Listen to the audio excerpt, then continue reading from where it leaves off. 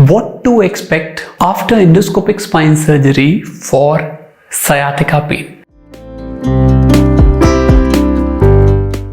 Sciatica pain के लिए कराई गई एंडोस्कोपिक स्पाइन सर्जरी के बाद एक मरीज की क्या एक्सपेक्टेशंस होनी चाहिए? बहुत ही इंपॉर्टेंट सवाल, बहुत ही इंपॉर्टेंट बात, क्योंकि सर्जरी करवानी है ये समझ में आने लगता है। आप धीरे धीरे अपने परेशानी के साथ रहते रहते ये बात समझने लगते हैं कि जो स्लिप डिस्क है वो आपको परेशान कर रही है, और ये जो स्लिप डिस्क है ये कारण है आपकी परेशानी का, और शायद आप बहुत दिन से सफ़र कर रहे हैं, आप अपनी लाइफस्टाइल जैसी चाहते हैं वैसी नहीं जी पा रहे हैं, तो स्लिप डिस्क की सर्जरी करवानी है। और वो एंडोस्कोपी हो सकती है, माइक्रोस्कोपी हो सकती है, ओपन हो सकती है। मैं जनरली एंडोस्कोपी करता हूँ, बट अलग अलग माध्यम हैं। तो क्या एक्सपेक्टेशन होगी जब आपकी एंडोस्कोपिक स्पाइन सर्जरी हो जाएगी, स्पेशली सियाटिका के लिए? उसके कुछ दिन बाद कैसे फीलिंग्स आएंगी, किस तरह के रिजल्ट्स होंगे? तो सबसे इंपॉर्टेंट बात है सियाटिका पेन।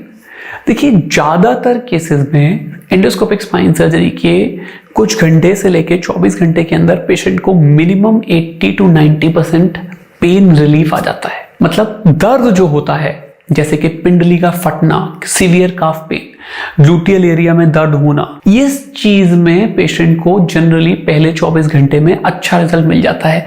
वो जनरली 70, 80, 90, 95% तक होता है। हर पेशेंट के लिए वो अलग हो सकता है, डिपेंड करता है कि उनका जो नस पे दबाव था वो कितना था और कितने लेवल्स पे था। अब नेक्स्ट बात करते हैं सुन्नाहट। कई पेशेंट्स को सुन्नाहट होती है, जो कि नम्बनेस जिसको कहते हैं, या कम पता चलना जिसको कहते हैं। ये वो सिम्टम है जो बहुत धीरे धीरे ठीक होता है।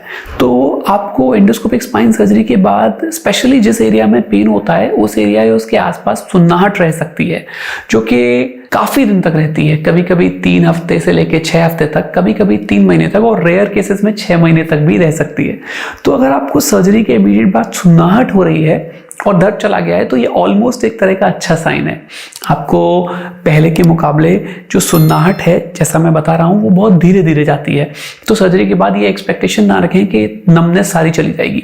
हालांकि इसके अपवाद या इसके एक्सेप्शंस भी हैं। कई पेशेंट्स ये भी बताते हैं कि नमनेस भी चली गई, बट ज़्यादातर पेशेंट्स ये बोलते हैं कि सर पेन तो पूरी तरह चला गया है, लेकिन सुन्नाहट अभी बाकी है। तो अगर सुन्नाहट है तो इसमें कोई टेंशन या स्ट्रेस की बात नहीं है, ये बहुत नॉर्मल है, ये धीरे धीरे जाएगी। हालांकि हर हफ्ते ये कम होती जाएगी, और ज़्यादातर केसेस में 99%, 98% ये खत्म हो जाती है अगर सर्जरी को जल्दी या टाइम पे कर दिया गया है। तीसरी चीज़, वीकनेस। यदि सर्जरी आपकी तब हुई जब आपको कमज़ोरी आ गई थी, तो जो वीकनेस है उसकी रिकवरी बहुत स्लो होती है। उसके लिए आपको हो सकता है फिजियोथेरेपी करनी पड़े, एक्सरसाइजेस करनी पड़े, और काफ़ी टाइम वेट करना पड़े। हो सकता है इस रिकवरी में 3 से 6 महीने लगें, और रिकवरी की जो एक्सटेंट है वो इस पर डिपेंड करेगा कि प्री ऑपरेटिवली आपकी कितनी स्ट्रेंथ बाकी थी या फिर कितनी स्ट्रेंथ थी। अगर आपकी जितनी स्ट्रेंथ प्री ऑपरेटिवली अच्छी होगी, उतनी ही रिकवरी फास्ट और अच्छी होगी। सर्जरी से पहले आपकी जो स्ट्रेंथ थी वो अच्छी है, तो सर्जरी के बाद भी आपकी रिकवरी अच्छी होगी। अगर आपकी स्ट्रेंथ कम होती जा रही है तो रिकवरी स्लो होती जाएगी। तो इसलिए ज़रूरी है कि ज़्यादा वीकनेस ना आने दें और जितना जल्दी हो सर्जरी करा लें। नेक्स्ट बात है ब्लैडर बॉवल इन्वॉल्वमेंट। यदि आपको ब्लैडर बॉवल इन्वॉल्व हो रहा है या फिर यूरिन कंट्रोल कम हो रहा है, आपको लगता है कि यूरिन जब आता है बहुत ज़ोर से आता है, या जब तक आप वॉशरूम पहुंचते हैं तब तक कुछ ड्रॉप्स लीक हो रही हैं, या फिर आपको लगता है कि जो पेट है वो अच्छी तरह साफ़ नहीं हो रहा है, या फिर आपको ये लगता है कि जो लेटरिन बाथरूम का एरिया है वो नम हो रहा है, सुन्न हो रहा है, वहाँ पर चींटी काटने का आपको पता नहीं चलता, ऐसा कुछ हो रहा है, तो इस बात पर डिपेंड करता है कि सर्जरी कितनी जल्दी की गई। अगर सर्जरी आइडियल केस में 6-8 घंटे में हो गई तो इसकी रिकवरी ज़्यादातर केसेस में कंप्लीट होती है।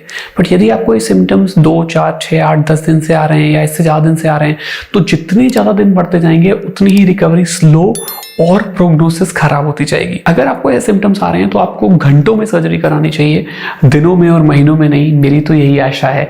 तो अगर आपको लेटरिन बाथरूम की दिक्कत है या इस तरह की कोई प्रॉब्लम है तो ये सर्जरी जल्दी कराइए। तो मैं यही कहना चाहता हूँ कि अगर आपको इस तरह की सर्जरी आपकी हो रही है तो डरने की कोई बात नहीं है। पेन बहुत जल्दी जाता है, सुन्नाहट धीरे धीरे जाती है, वीकनेस उसके बाद जाती है, और ब्लैडर बबल कंट्रोल भी धीरे धीरे ठीक होने लगता है। पर इसके एक्सेप्शंस हैं, जैसे कि मैंने वीडियो में एक्सप्लेन किया, और जनरली इसमें कुछ रेजिमेंट्स होती हैं। मैं अपने पेशेंट्स को लंबर स्पाइन सर्जरी के बाद एक बेल्ट रेकमेंड करता हूं, जो कि पेशेंट लंबर कॉर्सेट या लंबर बेल्ट या एलएस बेल्ट कहते हैं, वो मैं पेशेंट को बोलता हूँ कि आपको अप्रॉक्सीमेटली 6 हफ्ते यूज़ करनी है, और अगर आप चाहें तो उसको नेक्स्ट 6 वीक्स तक भी कंटिन्यू कर सकते हैं। आगे झुकना और बेंड करना मैं जनरली पेशेंट्स को मना करता हूँ, क्योंकि ऐसे केस में रिकरेंट हर्निएशन का थोड़ा बहुत रिस्क हो सकता है। तो अगर आप आगे नहीं झुक रहे हैं, वजन नहीं उठा रहे हैं और 45 डेज तक इन सब बातों का ध्यान रख रहे हैं, तो बहुत हाई चांस है कि आपकी रिकवरी बहुत अच्छी होगी, आप हमेशा के लिए पूरी तरह ठीक हो जाएंगे। और मैं दिल से चाहता भी हूँ कि आप हमेशा के लिए ही ठीक हो जाएं। तो एंडोस्कोपिक स्पाइन सर्जरी बहुत सेफ है, बहुत सिंपल है, बहुत अच्छे रिजल्ट्स हैं। ऐसे हजारों पेशेंट्स को हम ऑपरेट कर चुके हैं और बहुत अच्छे रिजल्ट्स दे चुके हैं। तो डरिए मत, अपने स्पाइन सर्जन से मिलिए और उनसे बात करिए और इस इलाज को आप करा सकते हैं। और अगर आपके पास कोई क्वेरी है, कोई क्वेश्चन है, कोई सवाल है और कोई एमआरआई है, तो आप मेरे ऑफिस में शेयर कर सकते हैं। मैं कोशिश करूंगा कि आपको ज़रूर मेरे ऑफिस से रिप्लाई मिले कि प्रॉब्लम क्या है और इसका बेस्ट सोल्यूशन क्या है। Thank you very much. आप जहां भी हैं स्वस्थ रहिए और खुश रहिए।